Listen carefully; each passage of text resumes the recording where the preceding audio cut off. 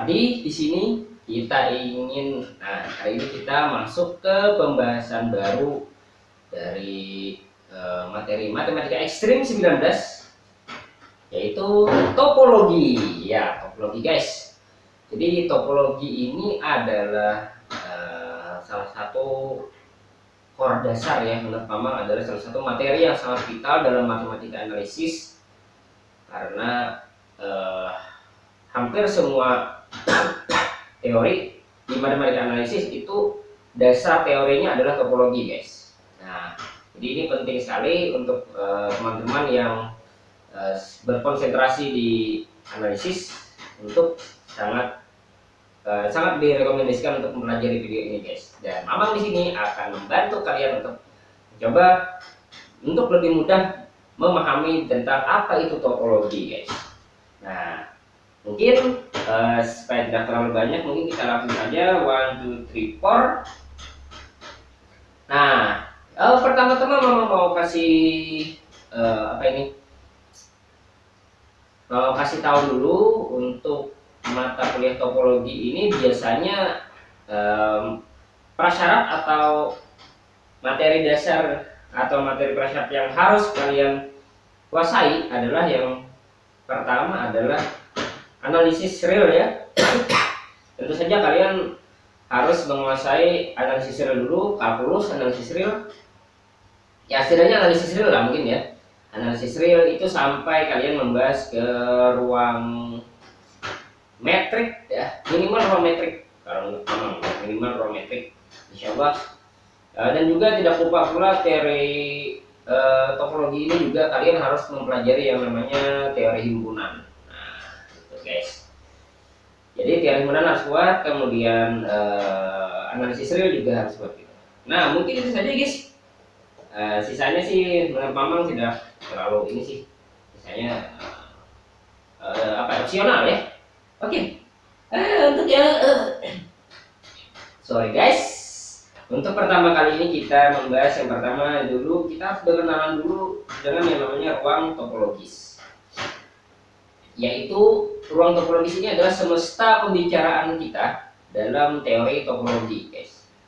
Jadi kalau di struktur aljabar kan kita punya grup ya sebagai semesta pembicaraannya. Kalau di ruang metrik ya ruang metrik berarti. Kalau di ukuran, teori ukuran berarti ruang ukuran sebagai semesta pembicaraannya. Kalau di teori peluang berarti ruang probabilitas itu sebagai semesta pembicaraannya, atau ruang sampel. Nah, itu adalah sebagai semesta pembicaraan. Nah, untuk topologi ini namanya adalah ruang topologis. Nah, apa saja sih yang perlu diperlukan untuk menjadi suatu kriteria ruang topologis ini? Mari kita lihat. Definisi 1.1 diberikan himpunan tak kosong X. Jadi X ini himpunan tak kosong guys. Suatu koleksi himpunan atau anggota dari power set dari X, atau himpunan kuasa dari X, atau himpunan dari seluruh subset ya. Jadi topologi ini berisi topologi dong. Koleksi himpunan tahu ini guys, ini isinya adalah koleksi himpunan dari himpunan-himpunan bagian dari X. Tapi tidak seluruhnya ya. Disebut topologi jika 1.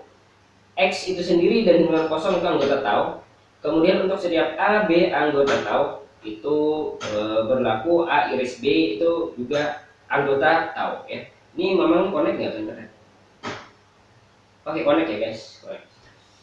Kemudian untuk setiap E alpha anggota tahu berlaku untuk setiap untuk setiap ada koleksi himpunan-himpunan bagian yang termuat di dalam tahu. Nah, itu gabungannya juga akan termuat dalam tahu juga guys. Nah, jadi kalau memenuhi 3 syarat ini, maka tahu ini disebut topologi. Nah, gitu ya. Kemudian koleksi atau pasangan X dengan taunya disebut ruang topologis. Nah, gampang ya guys. Kemudian mari kita lihat sini contoh-contohnya. Misalnya topologi diskrit itu adalah topologi contohnya ya, tahu itu adalah 2 pangkat X itu sendiri. Itu bisa dicek guys bahwa 2 pangkat X itu pasti memenuhi 3 kriteria ini. 1, 2, 3 ini maksudnya ya guys. Ini kenapa? Karena setiap subset diiris dengan subset pasti subset lagi gitu. Lalu subset digabung dengan subset pasti subset lagi gitu. Dan X itu adalah subset dari X dan himpunan kosong itu subset dari X. Jadi dua pangkat X itu sendiri adalah contoh dari topologi. Nah, ya Broman kan. Nah, gitu. Kemudian ada juga yang namanya topologi indiskrit, guys. Nah, topologi indiskrit ini adalah himpunan yang isinya adalah X dengan himpunan kosong itu sendiri. Nah, kalau kita cek ya guys, X itu diiris dengan kosong, ini ya sama dengan kosong kan. Nah, X itu digabung dengan kosong juga X ya. Nah, X itu digabung dengan X sama dengan X, X diiris X sama dengan X lagi gitu ya, kosong diiris kosong sama dengan kosong dan lain-lain. Dia selalu berputar-putar di antara dua ini ya. Kalau enggak X ya kosong gitu. Jadi dia adalah topologi, namanya adalah topologi indiskrit. Dua topologi ini adalah topologi yang sebenarnya tidak terlalu penting ya guys. Karena topologi yang akan kita pakai kebanyakan tidak pakai topologi ini guys, karena topologi ini terlalu apa ya, terlalu tidak representatif guys. Jadi tidak representatif, biasanya tidak representatif ya untuk yang ruang-ruang yang populer yang sering kita analisis seperti sistem bilangan real R atau Rn atau ruang Euclid atau ruang metrik. Itu jarang ya kita pakai yang X atau topologi diskrit atau indiskrit ini. Nanti mungkin kita akan lihat guys apa efek selanjutnya, kenapa jadi topologi diskrit dan indiskrit ini nggak kita pakai gitu. Kemudian ada tahu lagi contoh ya. Tahu adalah 1, 2, 3 1, 2, jadi isinya adalah himpunan 1, 2, 3 dengan 1 himpunan 2 himpunan 1, 2 gitu ya, dan himpunan kosong. Nah ini juga topologi guys.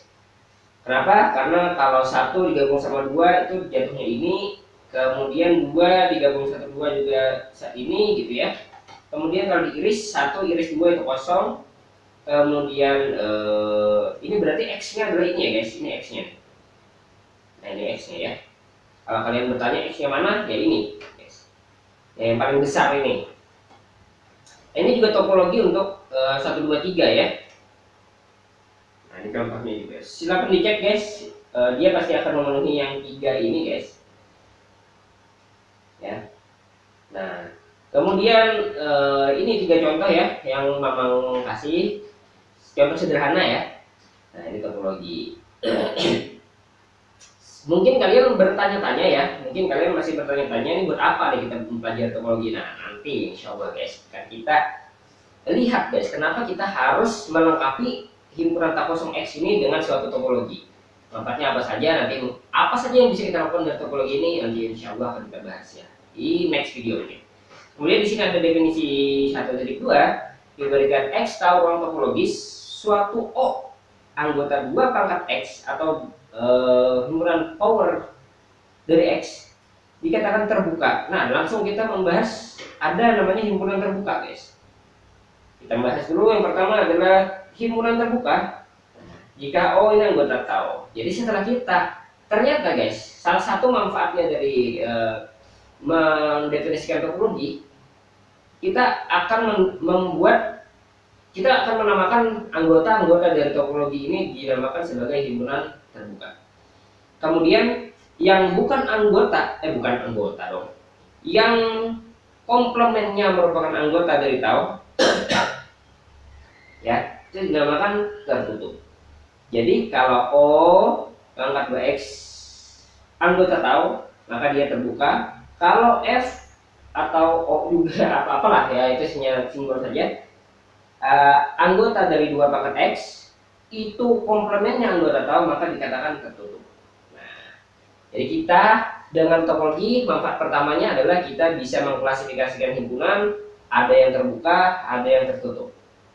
Nah tentu saja kalian mungkin bertanya-tanya lagi nih, kenapa kita harus mengklasifikasikan himpunan itu menjadi himpunan terbuka dan himpunan tertutup gitu, untuk apa gitu. Nah kita akan lihat ya mungkin ya.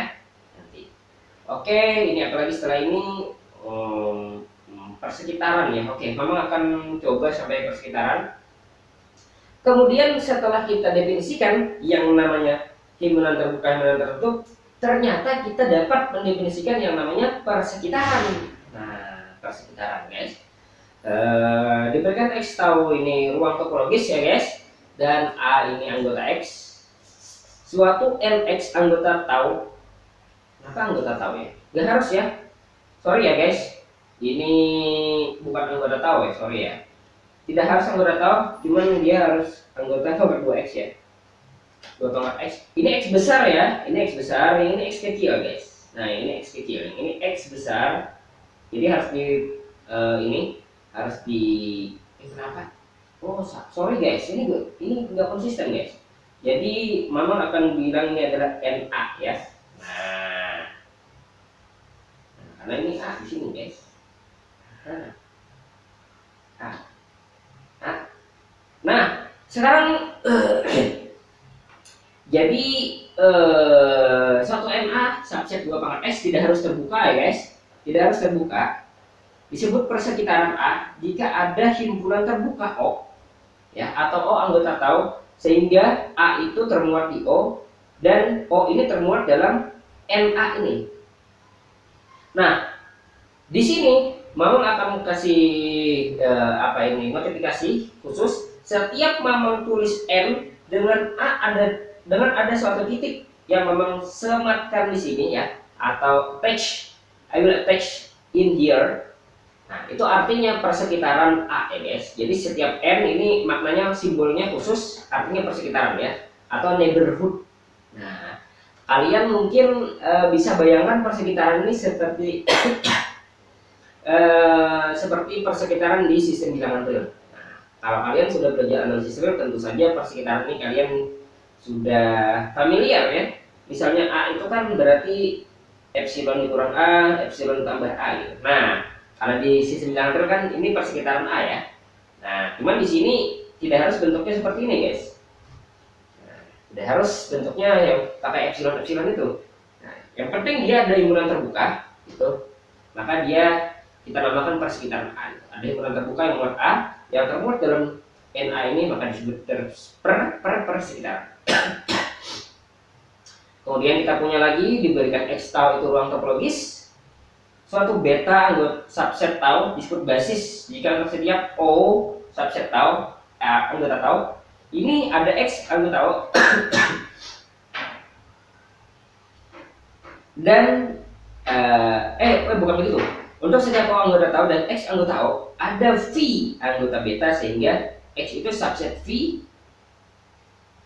subset O. Nah, yang perlu diperhatikan di sini adalah beta ini subset dari tau. Yang pertama dulu ya. Jadi beta ini adalah himpunan-himpunan yang diambil anggota-anggotanya itu dari topologinya. Tapi dengan kriteria apabila O ini kita ambil sebarang dari tau dan X ini kita ambil sebarang dari O, maka kita pasti dapat menemukan V anggota beta sehingga X itu anggota V subset O. Nah, jika itu dipenuhi, maka beta ini disebut basis untuk tau. Basis topologi ya. Oke, untuk apa sih basis ini? Nah, kita lihat saja ya nanti ya. Kemudian kita punya definisi 1.6 ya. Suatu ruang topologis X tau disebut memenuhi aksioma kontabilitas kedua jika tau mempunyai basis yang terhitung. Terhitung ini ya terhitung yang seperti kalian pelajari di teori himpunan ya guys. Jadi terhitung itu ya bisa dikaitkan atau bisa dipasangkan secara satu-satu dengan bilangan asli. Nah, bilangan asli. Jadi bisa dihitung gitu. Intinya bisa dihitung gitu. 1, 2, 3, 4, 5, 6 bisa dihitung. Ya, kalian kalau masih belum paham apa itu himpunan terhitung, ya berarti belajar lagi di teori himpunan ya guys. Oke, mungkin itu saja guys untuk yang pertama kali ini mungkin ya dari Mamang Bibit Weekly. Thank you for watching.